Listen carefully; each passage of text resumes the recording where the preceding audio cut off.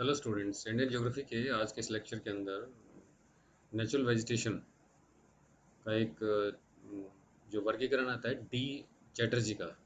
ये वर्गीकरण जो है डी चैटर्जी ने पहली बार 1939 में दिया और 1960 के अंदर फिर इसको दोबारा से संशोधित किया गया। तो ये काफ़ी महत्वपूर्ण है और ये जो डिवीज़न है ये जो भारत की राजनीतिक इकाइयाँ हैं उसके आधार पर और उन क्षेत्रों के अंदर जो है वो तापमान और वर्षा को आधार लेते हुए महत्वपूर्ण है।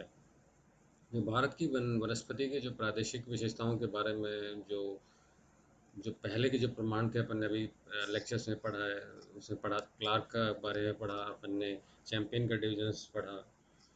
और जो डी चटर्जी का जो है ने विभिन्न भागों में जो वनस्पति पाई जाती है भारत के, उसे 8 डिविजन्स में विभाजित किया है।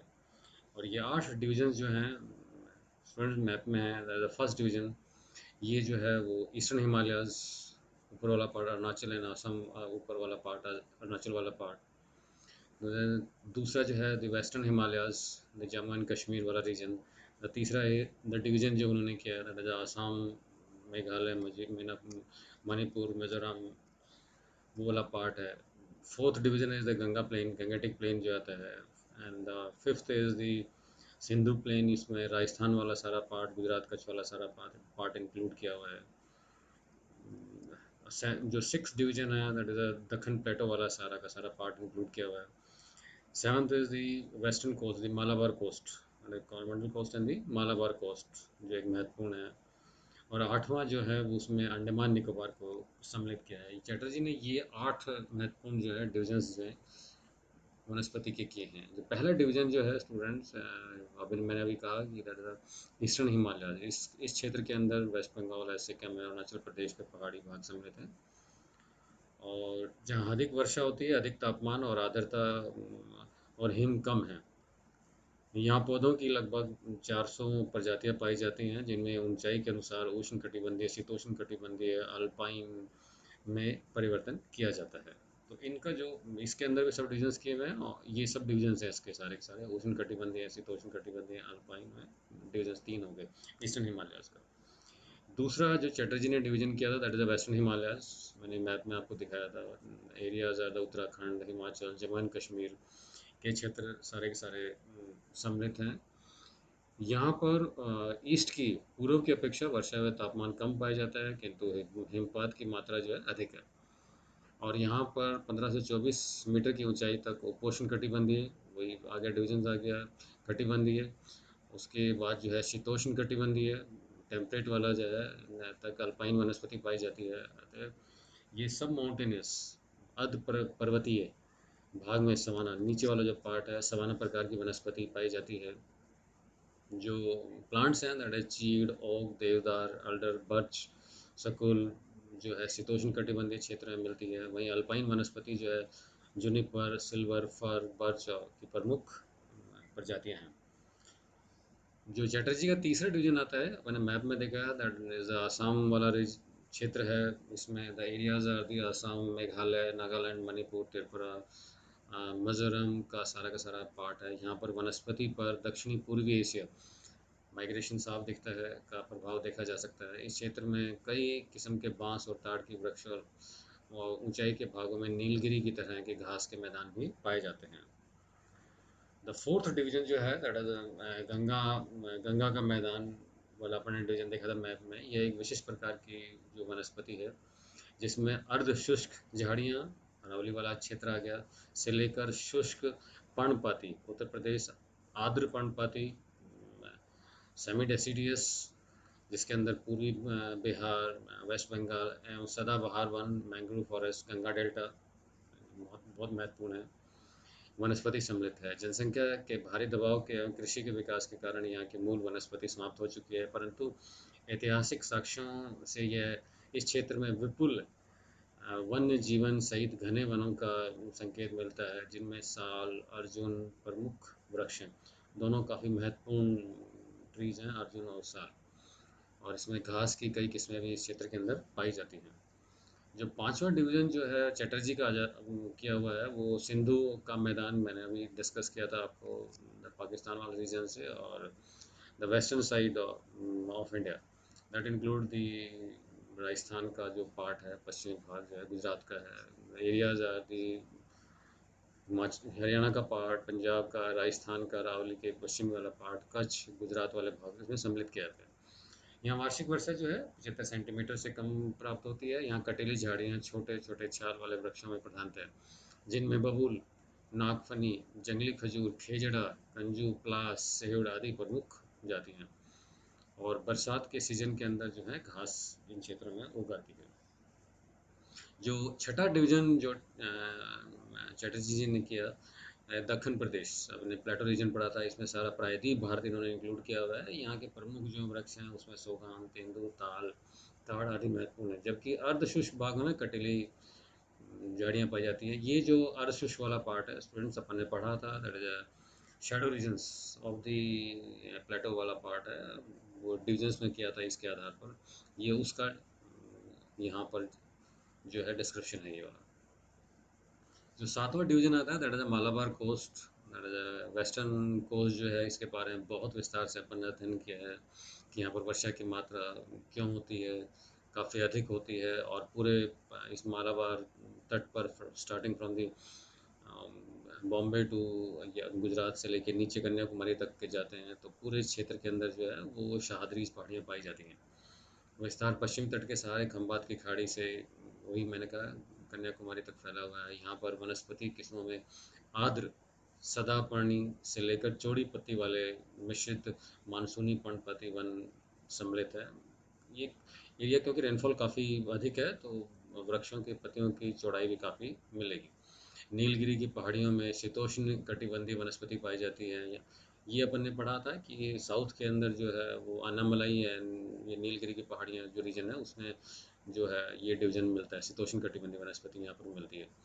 यहाँ मलाया के पौधे की काफ़ी प्रजातियाँ भी पाई जाती है, माइग्रेशन के कारण यहाँ वनस्पति पाई जाती है। आठवां जो महत्वपूर्ण डिवीजन किया हुआ है इन्होंने, वो अंडमान निकोबार, ये और किसी में नहीं था, इन्होंने अलग से किया है।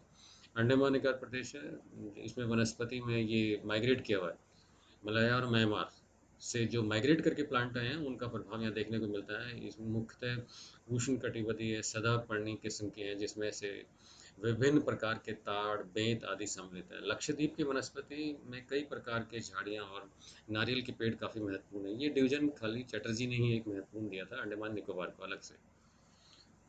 स्टूडेंट्स, अभी तक के जो डिविजन्स के अंदर अपन ने दो शब्दों का एग्जामिनेशन के अंदर आता है, ये छोटा क्वेश्चन भी बनता है और कभी कभी और दूसरे कॉम्पिटिशन से बनता है कि the distinguish between the moist and the dry deciduous forest, जो पत्ते गिर जाते हैं, जो ड्राई डेसिडियस शुष्क पर्णपाती और आर्द्र पर्णपाती, इन दोनों में अंतर क्या होता है?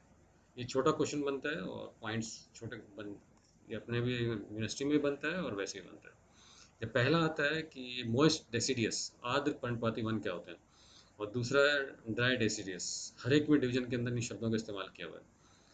Moist deciduous found in the areas with the rainfall between 100 to 200 centimetres, वर्षा की मात्रा अधिक मिलेगी। जो ड्राई डेसिडियस है या शुष्क पर्णपाती है, found in the areas with rainfall between to 75 to 100 centimetres, ग्रीष्म ऋतु में अपने पत्ते गिरा देते हैं। ये जो मोस्ट डेसिडियस वाला पार्ट है, found in the north eastern states along the foothills of the Himalayas, Jharkhand, west Orissa, Chhattisgarh, eastern slopes and the western Ghats. ये क्योंकि वर्षा की मात्रा इस क्षेत्र के अंदर अधिक है। Found in the rainier parts of the peninsular plateau and the plains of the Bihar and the Uttar Pradesh. जो अगला डिवीजन इसमें इसका जो खूबी है मॉइस्ट डेसिडियस फॉरेस्ट की, जो इम्पोर्टेंट स्पीसीज़ हैं, टीक है, बैम्बू है, साल है, शीशम है, खेर है, कुसुम है, अर्जुन है, काफ़ी महत्वपूर्ण वैरायटी है, मलबरी है, सैंडलवुड है। मतलब आर्थिक दृष्टि से ये सारे के सारे जो जातियां हैं, प्रजातियां हैं इन पौधों की, ये काफ़ी महत्वपूर्ण हैं, इनका काफ़ी महत्व है। और जो शुष्क पर्णपाती है, ड्राई डेसिडस फॉरेस्ट है, they are open stretch in which the teak, sal, peepal, neem and other trees are grown. तो इनसे इनकी जो है आर्थिक महत्व ज़्यादा है, जो मॉइस्ट डेसिडियस फॉरेस्ट है। डेसिडियस की एक ड्राई डेसिडियस की एक विशेषता ये है कि large part of this vegetation has been cleared for cultivation and some parts are use for grazing.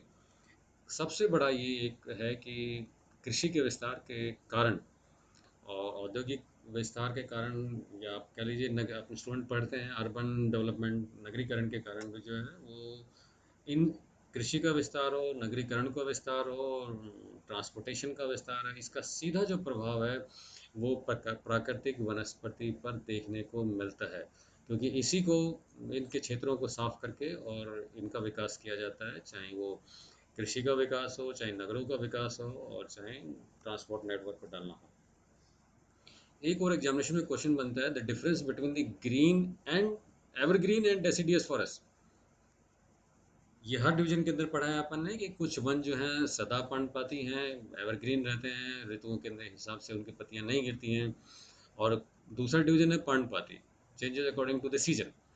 जो सदा एवरग्रीन फॉरेस्ट है, सदा ग्रीन रहते हैं, हरियाली रहती है। द पहला इसका करेक्टरिस्टिक है, the evergreen forest are found in the areas of the heavy rainfall and abundant sunshine. उष्ण कटिबंधीय हो गया, near to the tropic area, rainfall भी है, टेम्परेचर भी अधिक है। जब दो चीज़ें अधिक होंगी तो वनस्पति के लिए अनुकूल परिस्थितियाँ वहाँ पर उपलब्ध हो जाती हैं। और ये चीज़ जो है इक्वेटर, जो जो इक्वेटर के पास जाएंगे, अब ये चीज़ अपने को देखने को मिलेगी। जो दूसरी तरफ है डेसिडियस जो है, वो पर्णपाती जो वन है, deciduous forest are found in the moderate cool climate with moderate rainfall.